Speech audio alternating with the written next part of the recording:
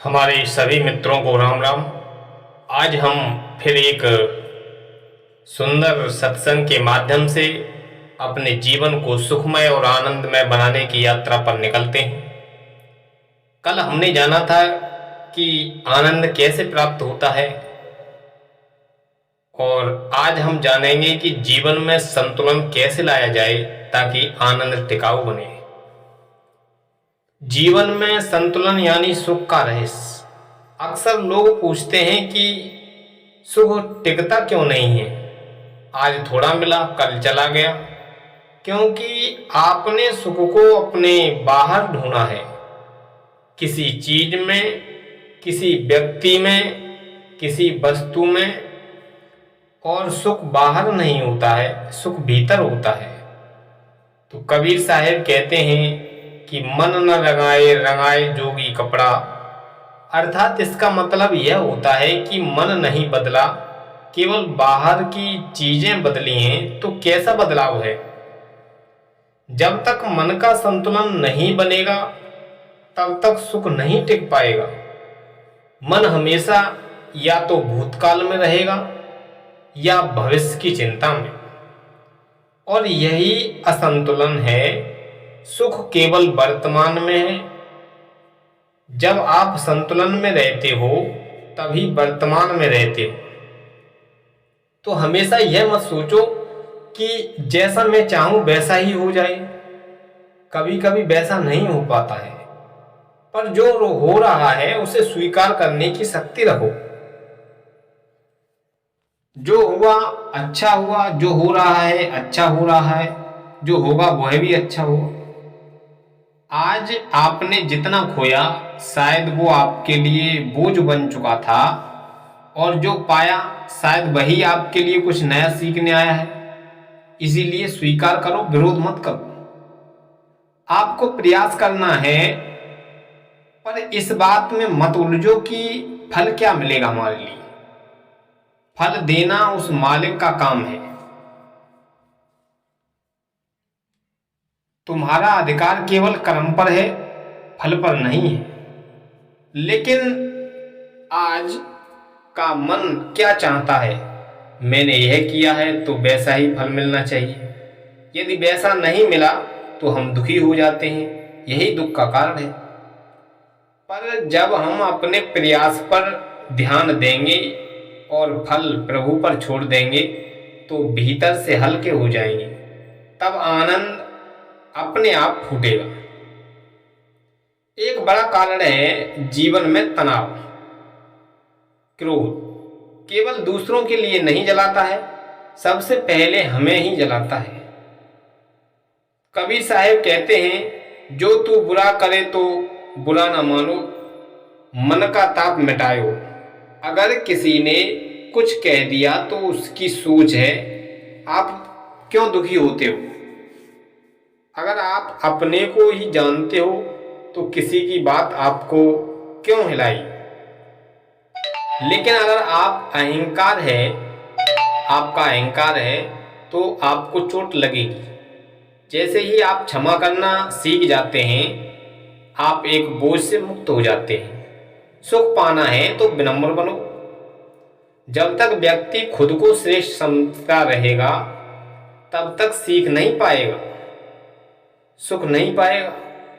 जैसे हाथ जोड़ने से दोनों हथेली एक स्तर पर आती हैं, वैसे ही आप झुकते हैं तो दूसरे के पास आने का अवसर मिलता है। अहंकार सुख का सबसे बड़ा शत्रु है। जैसे किसी बर्तन को उल्टा रख दिया जाए तो उसमें अमृत भी डालो तो भी नहीं ठहर पाएगा। वैसे ही जो अहंकार से भरा है वह कभी आनंद नहीं पाएगा। कुछ लोग जोड़ते जाते हैं, मानो यही रह जाना है सब कुछ। कितना अमीर बनोगे आप? जितना भी जोड़ना है आप जोड़ लो, अंत में सब छोड़ना ही है। तो क्यों ना उस जोड़ने के चक्कर से बाहर निकल करके भोग का संतुलन सीखा जाए। जोड़ने के लिए मना किसी से नहीं कर रहे, परंतु इतना जोड़ो जितना अपना काम चल जाए। खाओ पहनो अच्छे से रहो, लेकिन लालच मत करो। जैसे पंछी रोज उड़ता है, दाना चुगता है, फिर से अगले दिन उड़ता है, क्या वो अगले दिन की चिंता करता है? नहीं। और वही उसका सुख है। आपका सुख और दूसरों का भी सुख बहुत हद तक है आपकी वाणी पर निर्भर करता है। कबीर साहब कहते हैं कि ऐसी वाणी बोलिए मन का आपा खोए, और उनको शीतल करे आपो शीतल होए।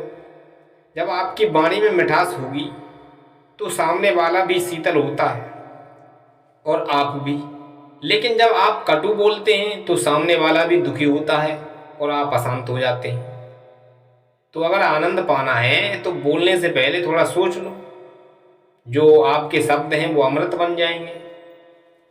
आज का सबसे बड़ा रोग है तुलना, और वह कहाँ पहुँच गया, मैं कहाँ रह गया, उसके पास ये है मेरे पास ये नहीं है। तो यह प्रश्न है, क्या आपके पास जो है क्या उसने उसका सुख लिया है? अगर नहीं तो समस्या तुलना में नहीं है, आपकी नज़र में है। कबीर साहब कहते हैं, कबीर देखा जग बैराना, सांच कहे सो मारन धागे। आप जैसे जैसे हो वैसे अद्वितीय हो। जो आपका भाग्य है वह किसी और का नहीं हो सकता। तो दूसरों को देख करके ईर्ष्या नहीं करो, प्रेरणा लो उससे। बहुत से दुख केवल इसलिए आते हैं कि हम सुनते नहीं हैं, केवल बोलते रहते हैं। तो यहाँ पर कबीर साहब ने और कहा है कि वाणी तो अनमोल है, जो कोई जाने बोल, हीरा तज के कांच को क्यों बांधे मत डोल। जब आप दूसरों की सुनते हो तो वे खुलते हैं, उनका दर्द बढ़ता है, समाधान प्रकट होता है। और जो केवल बोलते हैं वे कभी अपने ज्ञान से परिपक्व नहीं होते हैं। इसलिए सुनना समझना फिर बोलना यही संयम है। आज नहीं तो कल आपके अच्छे कर्मों का फल अवश्य मिलेगा। जैसे बीज बोया था वैसे तुरंत फल नहीं आता है, ऋतु आने पर ही फल मिलता है। तो कबीर साहब यहाँ पर कहते हैं कि धीरे धीरे रे मना, धीरे सब कुछ होए, माली सींचे 100 घड़ा, ऋतु आए फल होए। तो बेचैन मत होइए, अपने काम को करते रहिए। वहाँ मालिक न्यायपूर्ण है, वह कब कैसे देगा उसी की लीला है। जो भी मिला है उसके लिए धन्यवाद करो, और जो नहीं मिला है उसके लिए भी धन्यवाद करो। शायद वह हमारे लिए आवश्यक नहीं था। कबीर साहब ने यहाँ पर और कहा है, जो कुछ किया सो तुम किया, मैं कुछ किया न खोए, जो कुछ किया हर किया, भक्ति करूँ मैं सोए। जब आप धन्यवाद करते हो तो आपका ध्यान अपने पास की चीज़ों पर जाता है, अभाव नहीं, प्राप्ति पर। और यही ध्यान का सुख बीज है। तो जीवन को संतुलित बनाना है तो स्वीकार करो, नम्र बनो, मधुर बोलो, दूसरों से तुलना मत करो। जो मिला है उसमें संतोष रखो, और जो नहीं मिला है उसके लिए व्याकुल मत हो। अपने कर्म करते रहो, परिणाम उस परम पिता पर छोड़ दो, जो आएगा सो देखा जाएगा। और अंत में सत्संग में रहो, क्योंकि सत्संग तुम्हें फिर से सुख की ओर ले जाएगा। सत्संग का अर्थ ही है सत्य का संग। और सत्य क्या है? सत्य यही है जो आया है चला जाएगा। तो जो मिला है उसका आनंद लो। आइए सब मिलकर के इस आनंद को जीना शुरू करें। शारीरिक आनंद, मानसिक आनंद और परमात्मा के उस आनंद की ओर बढ़ें। तो यह वीडियो आपके लिए कैसी लगी आप अपनी कमेंट बॉक्स में राय जरूर दें। तब तक के लिए राधे राधे, जय श्री कृष्ण।